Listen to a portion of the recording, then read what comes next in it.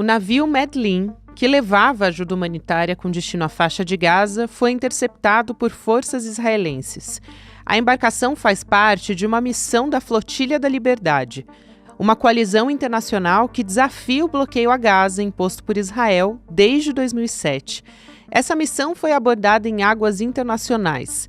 Na embarcação estavam, por exemplo, o brasileiro Tiago Ávila e a sueca Greta Thunberg. Eles foram detidos e levados para Israel. Agora, o governo Netanyahu começa a deportar os ativistas para os seus países de origem. A ONU e as organizações civis exigem passagem segura para ajuda. Enquanto isso, cresce a pressão internacional contra Israel. Quinta-feira, 12 de junho de 2025.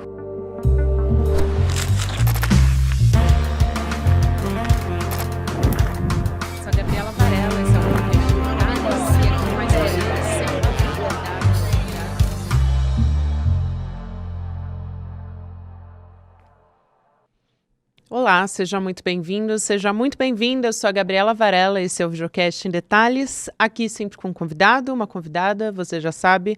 A gente analisa uma temática, uma notícia importante do momento. Hoje eu vou conversar com a professora Arlene Clemecha, que já veio aqui outras vezes, a professora que é historiadora, pesquisadora também sobre a questão judaica e a história da Palestina moderna. Professora, obrigada por aceitar nosso convite. Seja muito bem-vinda mais uma vez. Obrigada, Gabriela. É um prazer conversar com você.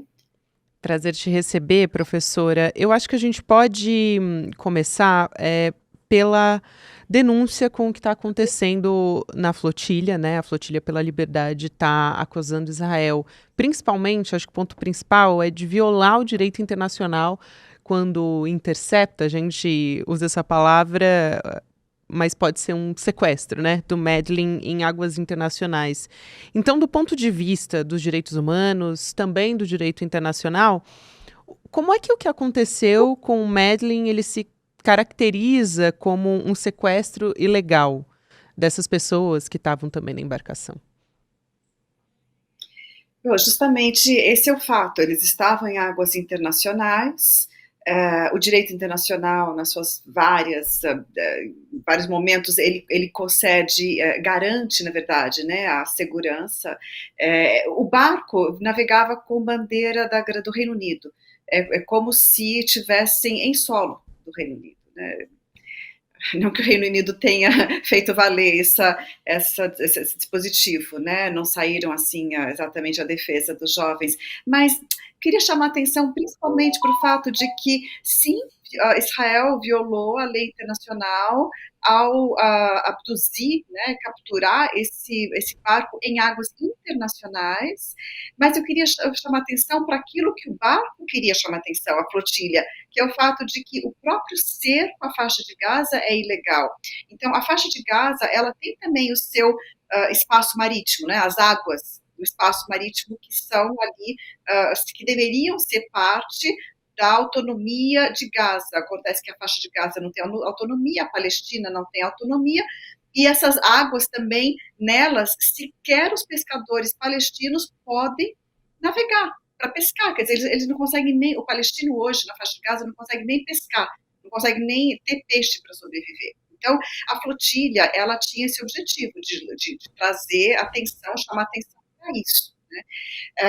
Outras flotilhas, outras embarcações do mesmo movimento das flotilhas também foram atacados em águas internacionais, assim como esse. Esse não estava nem no Mar de Gaza, que Israel poderia dizer, bom, está sob nosso controle a faixa de Gaza, o Mar de Gaza. Não estava nem no Mar de Gaza.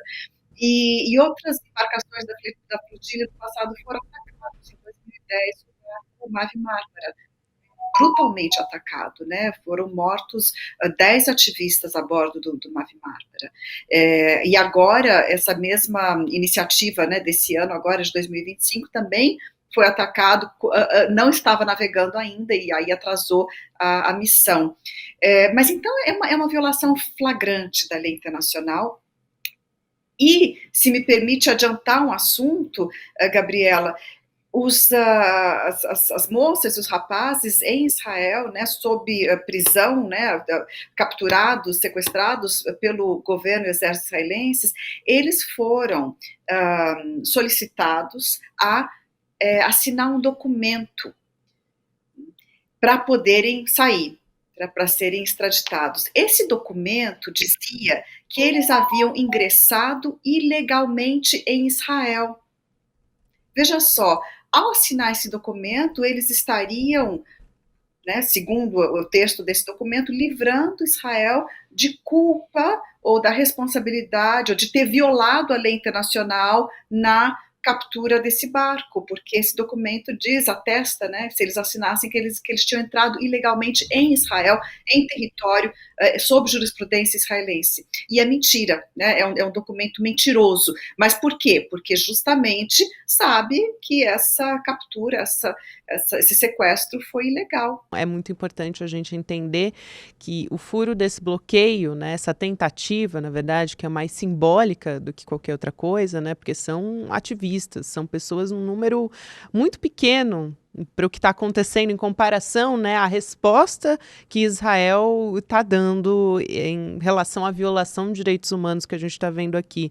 Mas já aconteceu no passado e agora a gente está vendo num contexto que é muito mais grave até, né, porque a gente está assistindo ao genocídio em Gaza e essa é uma tentativa, né, de pessoas que se uniram, enfim, quando a gente tem uma pessoa como a Greta Thunberg, que é um nome muito conhecido, esse caso acaba também tomando as manchetes de uma maneira muito forte. Eu queria que você contasse um pouco, professora, sobre esses ativistas. Daqui a pouco eu quero falar especificamente do caso do Tiago Ávila, porque é um brasileiro e aí envolve também a nossa diplomacia brasileira. Exato.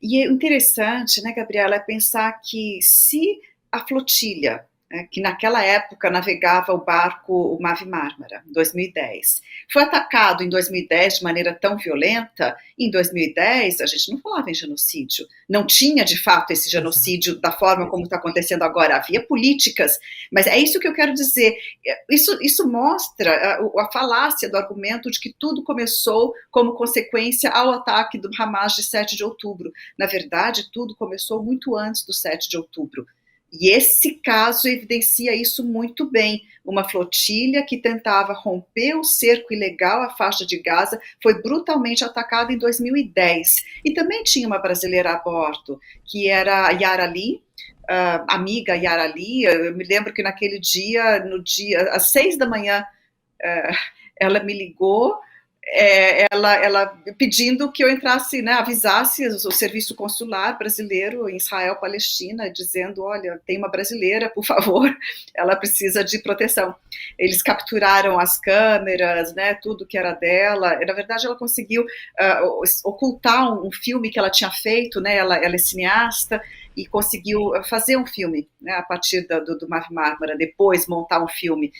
Mas, lamentavelmente, 10 foram mortos, porque vieram helicópteros, desceu uma força especial extremamente violenta, treinada para usar a violência. Aí é que está, preocupou muito o que estava acontecendo, e todos nós que seguimos o caso ficamos sempre muito apreensivos, porque mesmo tratando-se de figuras muito conhecidas, famosas, pessoas como Greta Thunberg, outros ativistas, jornalista da Al Jazeera, a eurodeputada Rima, mesmo tratando-se de pessoas com tanto conhecimento e respaldo internacional, as forças que o Estado de Israel usa, emprega, são treinadas com uma grande dose de violência. Elas em muitas ocasiões mostraram não saber dosar a violência, né? Quer dizer, para não dizer agora, não está acontecendo na faixa de Gaza, é algo até óbvio de se dizer.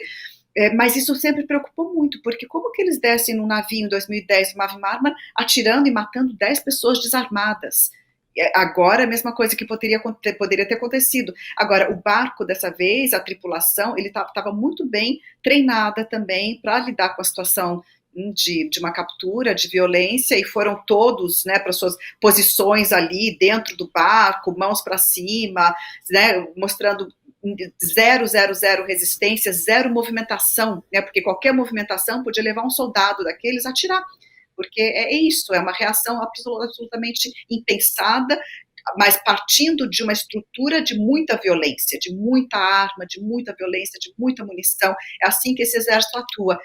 E a outra, não se deve esquecer que lançaram sobre o barco, né, a Madeleine, um líquido branco, cuja descrição dizia, com aspecto de tinta, um cheiro muito forte, a gente viu o vídeo deles tossindo, colocando pano na boca para não inalar aquilo, e com o olho ardendo.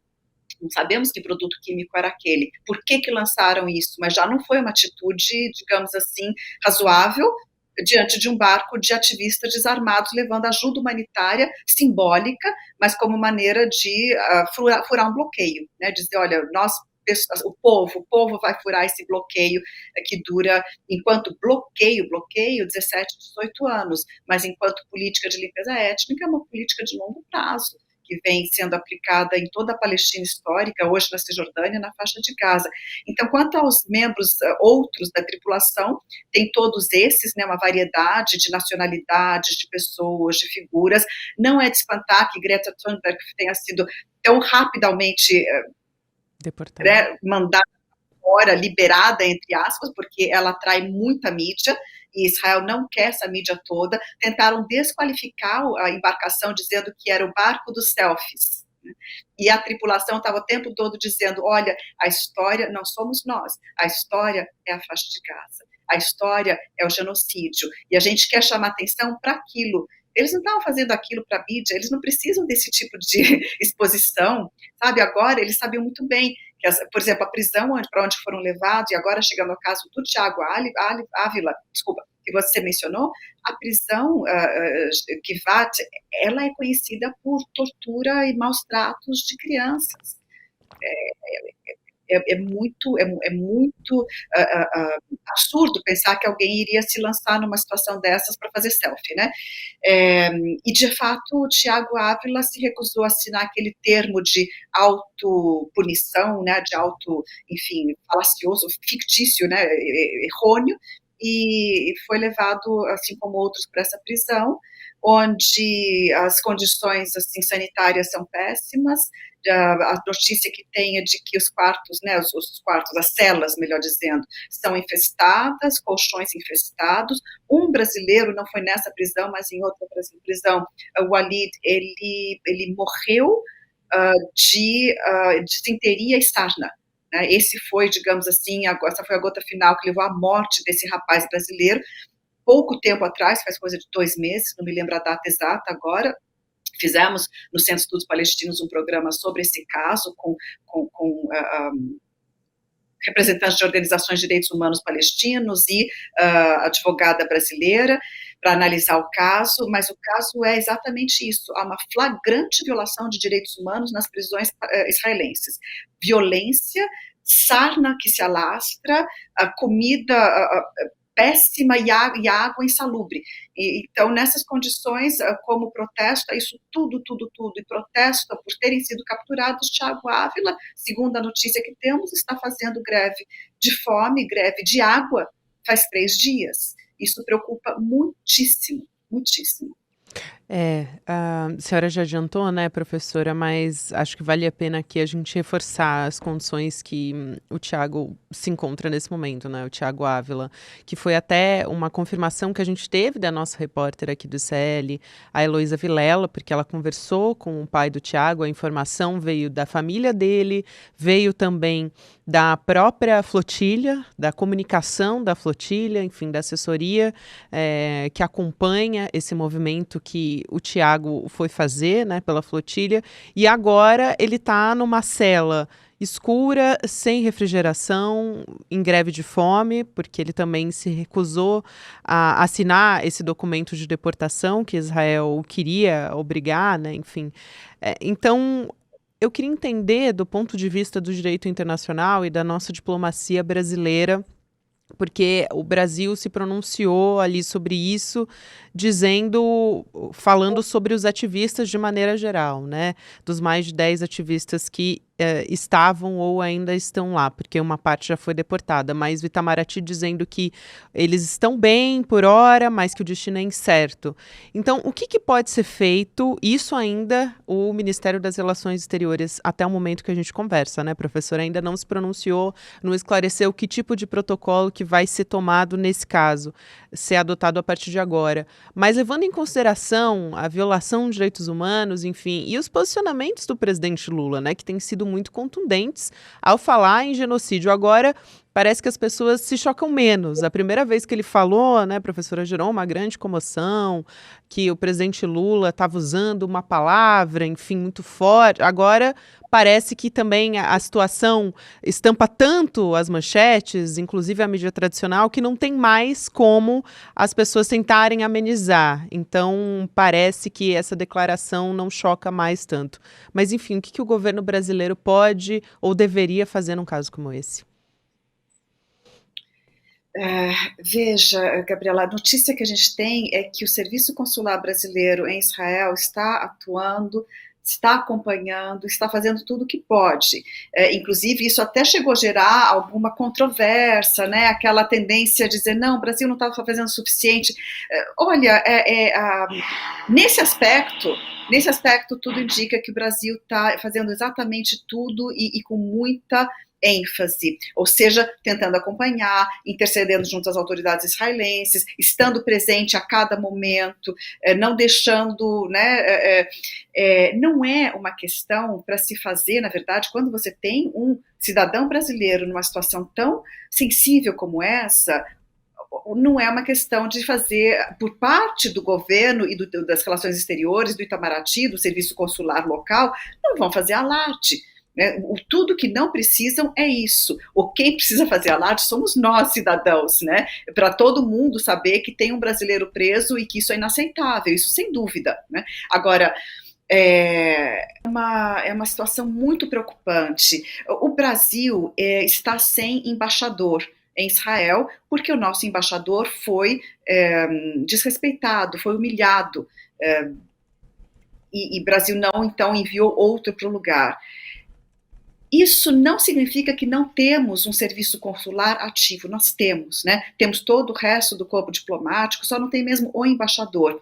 E estão sendo tomadas as medidas. E hoje mesmo houve uma reunião com o assessor especial da presidência, Celso Amorim, e com toda uma bancada parlamentar formado por PT, PSOL, PCdoB, junto com entidades palestinas, se reuniram com Celso Amorim para falar de alguns pontos, inclusive Thiago Ávila, né? E saíram de lá com a certeza de que o Itamaraty está, sim, fazendo tudo o que pode, né? O Brasil está acompanhando, está intercedendo, mas não é também um tipo de situação em que o Itamaraty vá soltar 1000 declarações, não se pode, isso tem que ser feito a portas fechadas, nessa negociação direta entre o serviço consular e o governo, e os militares e o serviço prisional israelense, né? Agora, nós não. A imprensa, a sociedade civil, a gente precisa colocar nossa voz e, por exemplo, agora, dia 15, no fim de semana, domingo, vai haver uma grande manifestação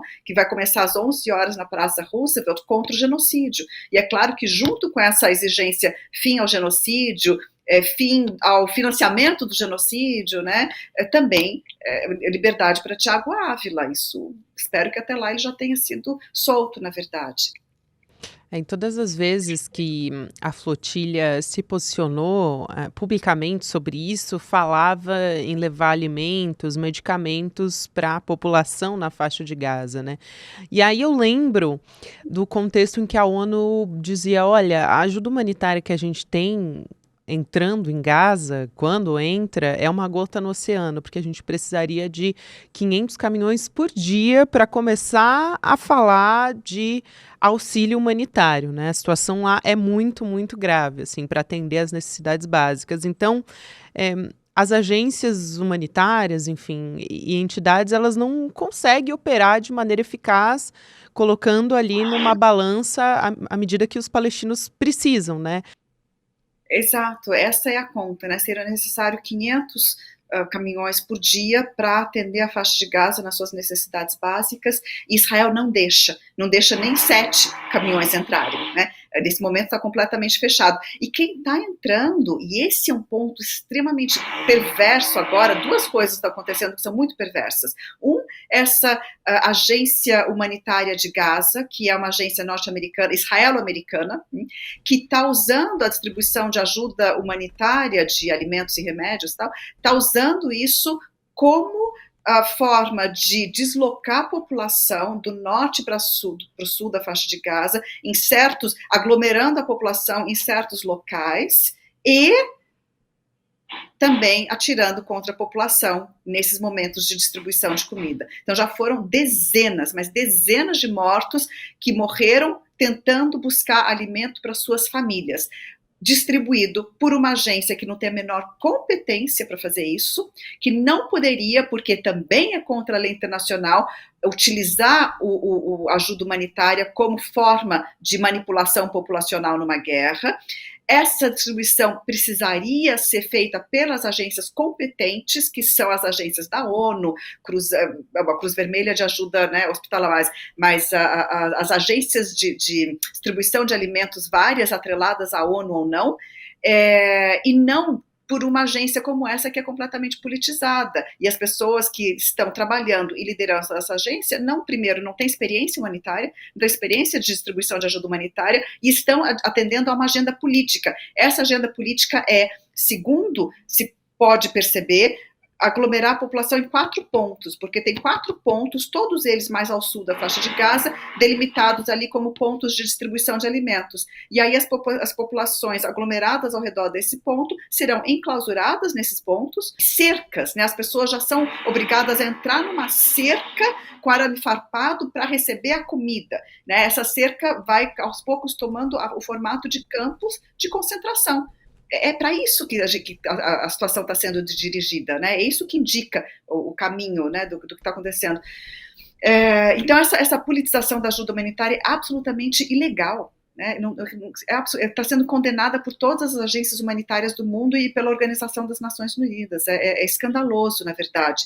E o problema todo é que Israel não deixa as agências atuarem, não deixa as agências entrarem com a sua atuação, a sua distribuição de alimentos, e tem doadores, né? Tem doadores no mundo inteiro, tem comboios que tentam chegar e não conseguem passar, que ficam com alimentos estragando no deserto do Sinai, porque Israel não deixa entrar.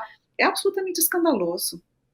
É escandaloso, professora, e Israel justifica esse bloqueio, né, como impedir a chegada de armas para o Hamas. Eu me pergunto até onde essa narrativa, né, até onde Israel consegue esticar essa corda, porque desqualificar, melhor dizendo, né, como você disse, professora, um Merlin dizendo que é um iate para celebridades, né, de selfies, enfim, que foi o termo ali que eles usaram, quando na verdade eles não estão deixando a ajuda humanitária chegar pelo que eles chamam de canais reais. Israel diz, não, a gente tem canais reais para chegar à ajuda humanitária, mas na verdade não. A ONU já denunciou isso, enfim, todas as organizações internacionais já denunciaram o horror e o impedimento de Israel à chegada humanitária, à comida, a medicamentos aos palestinos. Então, para o cenário geopolítico na região também,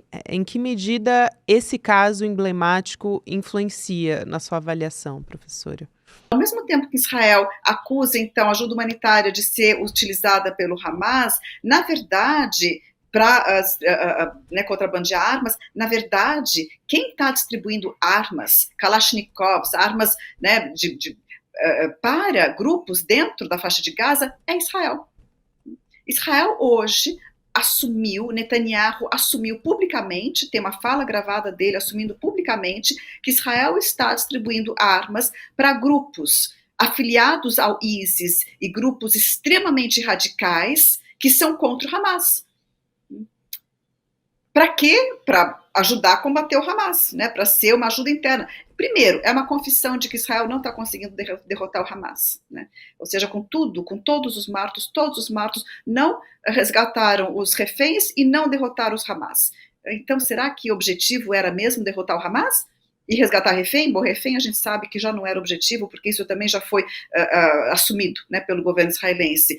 Mas estão armando grupos extremamente radicais, né, porque eles são contra o Hamas e acho que dessa forma vão ajudar, né, a derrotar o inimigo político que é o Hamas.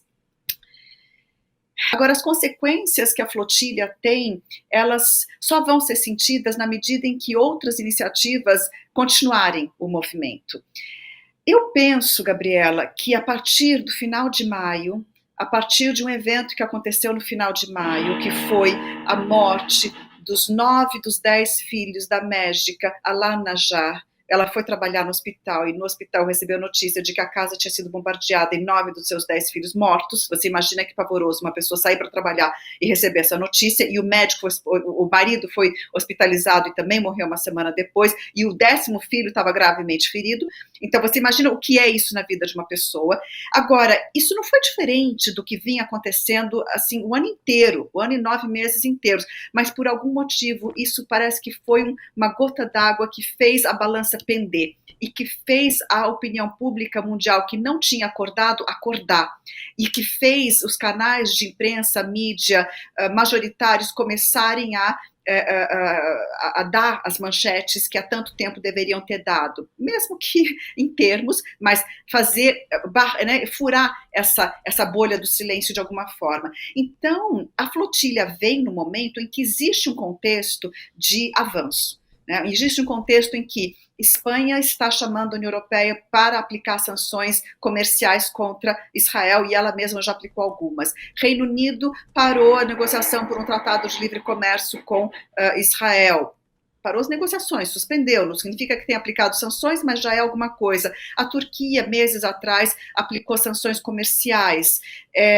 A Colômbia também, muito antes, já tinha parado de vender carvão. Então, essa mudança, né, essa engrenagem tão pesada, que finalmente mostra sinais de mudança, aconteceu agora e agora também com a flotilha. E daqui a 2 dias, chega no Cairo, e do Cairo parte para a fronteira com a faixa de Gaza, né, para a cidade de Rafah, na fronteira, uma marcha enorme, vindo, né, comboios do norte da África inteira, pessoas de avião que estão chegando no Cairo para marcharem juntos, tal qual a flotilha tentou fazer por mar, essas pessoas vão fazer por terra para também furarem o bloqueio, enfim, de alguma forma, protestarem, fazer sua voz ser ouvida, enfim.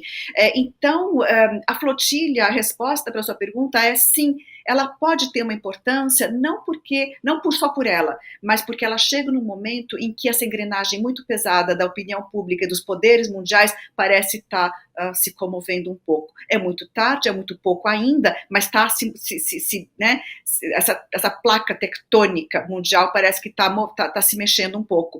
Então, o momento é propício. O momento é propício para que mais e mais e mais vozes possam levar a alguma pressão que de fato isole o genocídio, né? Porque a maior de todas as placas tectônicas que não quer se mexer é o Conselho de Segurança da ONU, que essa semana que passou acabou de vetar mais uma tentativa de resolução por um cessar-fogo definitivo na faixa de Gaza. Então, o Conselho de Segurança está paralisado, e é o Conselho de Segurança da ONU que pode enviar forças, né, ou seja, qualquer coisa que implique o envio de forças, capacetes azuis, tem que passar pelo Conselho de Segurança. Então, a ONU está paralisada. A única coisa que pode parar o genocídio é o isolamento econômico internacional em relação a isso, ao que Israel está fazendo, o isolamento econômico a Israel. Isso pode ser que agora finalmente aconteça. E a flotilha vai ter tido um papel nisso, certamente, não há dúvida. Professora, você tem batido muito nessa tecla sobre o isolamento econômico e eu acho fundamental, fundamental. Obrigada mais uma vez por essa sua fala. É sempre um prazer te receber aqui. Até uma próxima, professora. Obrigada, até uma próxima. Quero também te convidar, a gente está falando, não deixa de ser falar sobre a extrema-direita quando a gente está falando sobre Israel. Então, quero te convidar para participar com a gente da aula com o professor Castro Rocha, que acompanha os movimentos da extrema-direita no mundo todo, não só no Brasil. Então, a gente pode acompanhar essa aula magna, que é gratuita, aqui no ICL, no dia 15 de junho, 8 horas da noite. É domingo agora, então vem com a gente, se inscreve em detalhesicl.com.br, é só deixar o e-mail lá para acompanhar essa fala, essa conversa, essa aula do professor Castro Rocha, que vai ser mediada pelo Eduardo Moreira aqui nos nossos canais. Então você se inscreve e recebe o link depois de colocar o seu e-mail e participa junto com a gente. Obrigada a você que me acompanhou até aqui. Agora você acompanha o Mercado e Investimentos. Na sequência tem o Rolê ICL. E o Em Detalhes também está disponível de segunda a sexta-feira nas plataformas de áudio. Até amanhã. Olá, meu nome é João César de Castro Rocha.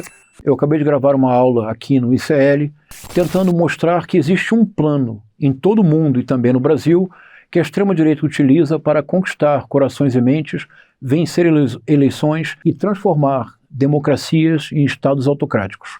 Dia 15 de junho, um domingo às 20 horas.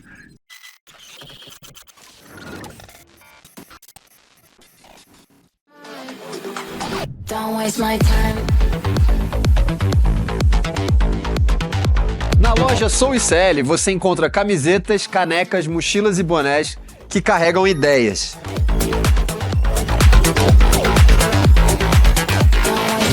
Produtos com propósito para quem acredita em justiça, consciência e transformação. Vista, use, leve a luta com você. Acesse souicl.com.br e escolha o que representa você. ICL, souicl.com.br, tá tudo lá.